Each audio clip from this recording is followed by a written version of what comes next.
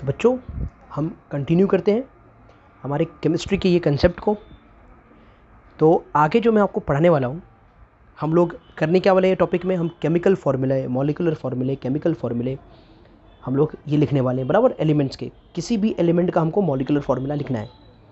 तो molecular formula अगर आपको लिखना है ना, तो उसके लिए सबसे पहले क्या चाहिए, आपको ये जानना पड़ेगा कि भाई जो आपके रेडिकल्स हैं, रेडिकल्स यानी कि वो फार्मूला में जो एक एक एलिमेंट मिलेंगे ना, उसको हम रेडिकल्स बोलेंगे, बराबर। जब कंबाइन करेंगे एक एलिमेंट, दो एलिमेंट, तीन एलिमेंट, तो जितने भी एलिमेंट कंबाइन करेंगे ना, वो एक एक रेडिकल्स हो गए।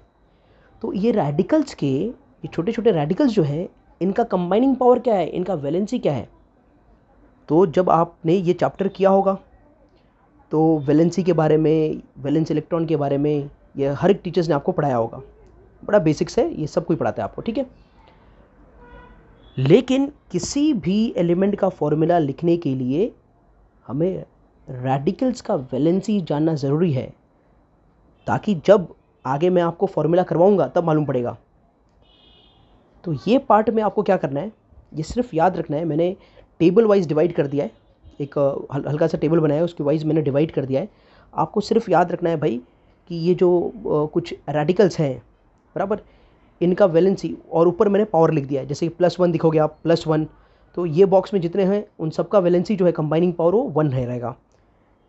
जो +2 है तो वो बॉक्स में जितने भी है सबका 2 रहेगा। हम 2 लेंगे जब फॉर्मूला हम करने जाएंगे, फॉर्मूला जब हम बनाने जाएंगे तो वहाँ पर 2 यूज़ करेंगे। +3 वाला है तो इसमें हम सब में +3 करेंगे, एक खाली एक्सेप्शन है, ठीक है। बाकी सबके लिए हम लोग +3 करेंगे, ठीक है। तो इस बात को हम स्टार्ट करते हैं। तो पहले टेबल में हमने पहला बेसिक रेडिकल, बेसिक यानी पॉजिटिव रेडिकल, बेसिक रेडिकल यानी कि पॉजिटिव रेडिकल्स। तो पहले बेसिक रेडिकल में हमने लिया है hydrogen, potassium, sodium, silver, copper और मर्क्यूरी को, ठीक है। तो हमने जो पहले वाला वीडियो में सीखा कि एलिमेंट्स को हम किस तरह से डिनोट करेंगे, वो तो चीज़ आएगी आपको। तो hydrogen by H, potassium by K, sodium by Na, silver Ag से होता है, बराबर, क्योंकि उसका इन्होंने लैटिन नेम लिया है। कॉपर Cu, मर्क्यूरी भी, मर्क्यूरी का भी लैटिन नेम यूज़ किया गया है, वो Hg से होता है। तो मैंने इसको मेमोराइज़ करने के लिए, बराबर, 2017 में एक इंडिया और पाकिस्तान के बीच में मैच हुआ था, तो उसके ऊपर से थोड़ा सा हमने इसको याद करने के लिए बना के रखा था। तो मैच में Hardik Pandya was playing very well, और खेलते खेलते लास्ट में वो रन आउट हो गया था। तो उसके ऊपर ही थोड़ा उसकी मेमोरी में ये चीज़ को याद रखा गया कि हार्दिक पांड्या ना सिल्वर कप हराया। मतलब इसका मतलब ये है कि हार्दिक पांड्या ने सिल्वर कप हराया नहीं, उसे नहीं हराया, he was playing very well. तो हार्दिक फॉर हाइड्रोजन, हमारा तो काम होना चाहिए ना, हमारा केमिस्ट्री पढ़ने का बस काम होना चाहिए। तो Hardik for hydrogen, Pandya for potassium, ना फॉर सोडियम, सिल्वर माने सिल्वर ही है, silver is silver, Ag, cup मतलब कॉपर, और हराया मतलब मर्क्यूरी, ठीक है। तो हार्दिक पांड्या ना सिल्वर कप हराया। जब आप ये याद रख लोगे तो हार्दिक हाइड्रोजन, पांड्या यानी पोटेशियम, ना मतलब सोडियम, कॉपर और मर्क्यूरी, यानी ये सब एलिमेंट आएंगे तो इनका वैलेंसी क्या है, 1 है। इनकी कंबाइनिंग पावर क्या है, 1 है, ये याद रखना है। दूसरा वाला मैंगनीज़ है, आयन है, मर्क्यूरी है, बेरियम है, कॉपर है, मैग्नीशियम है, कैल्शियम है, लीड है और जिंक है।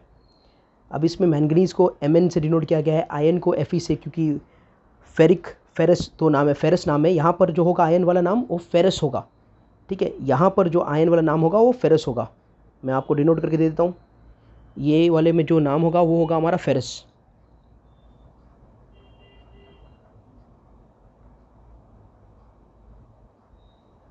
ठीक है।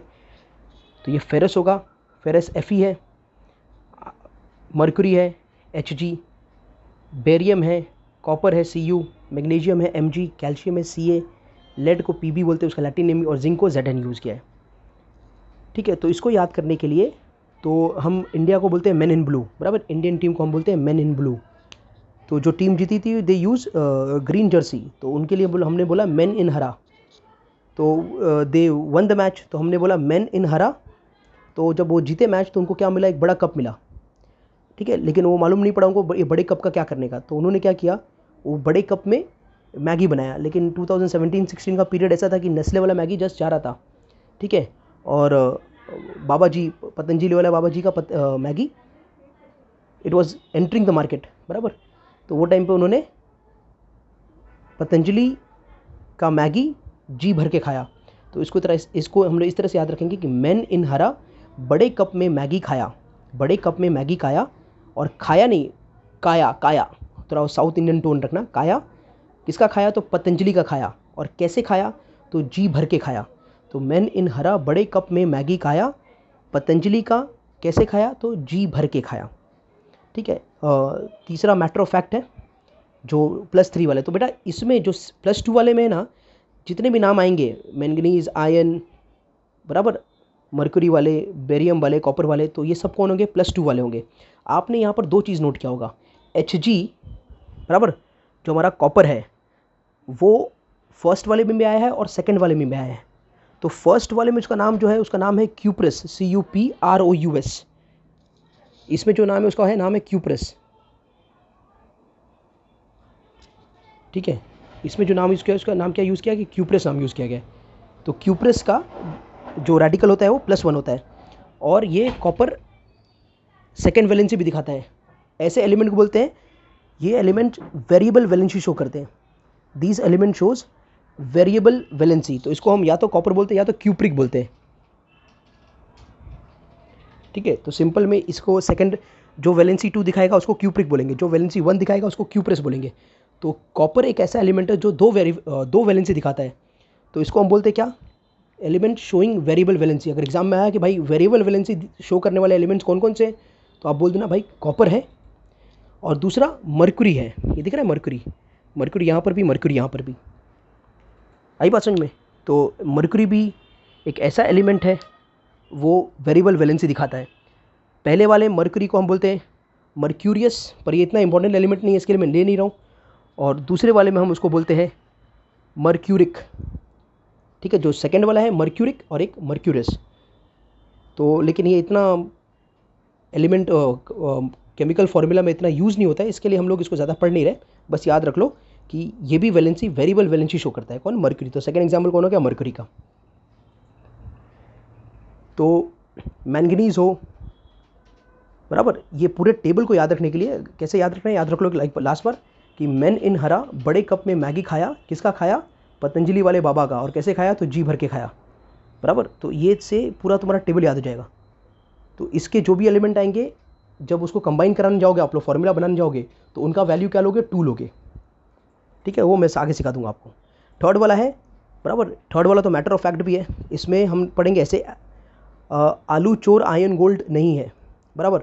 आलू will represent aluminium, chor will represent chromium, आयन आयन ही है, गोल्ड Au, बराबर। गोल्ड विल रिप्रेजेंट गोल्ड, उसका कोई चेंज है ये नहीं है ना। NH4 और उसका चार्ज जो है 1 है, यानी वो बिलोंग करेगा फर्स्ट वाले बॉक्स को।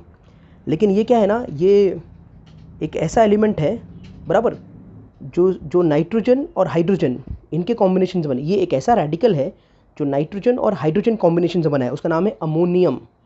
तो जब भी नाम आएगा अमोनियम, तो आप NH4 लोगे, लेकिन कौन से वाले में डालोगे? इसका देखो ऊपर प्लस लिखा हूँ मैंने, 3+ नहीं है वो, ये सिर्फ इसको मैचिंग करने के लिए यहाँ पर डाल दिया है। ये मैचिंग करने के लिए यहाँ पर डाला है, लेकिन वो किसका बिलोंग करता है? वो फर्स्ट को बिलोंग करता है। कौन? अमोनियम। नाम याद रहे, अमोनियम। ठीक है। ओके। तो ये वहाँ पर चले जाएगा। तो ये टेबल आलू चोर आयन गोल्ड नहीं है, ये याद रखो। इसमें आलू चोर आयन गोल्ड कभी भी ये एलिमेंट आए, नॉर्मली एलिमेंट आपका इसमें से कौन आता है? आयन आता है। एल्यूमिनियम बहुत यूज़ होता है।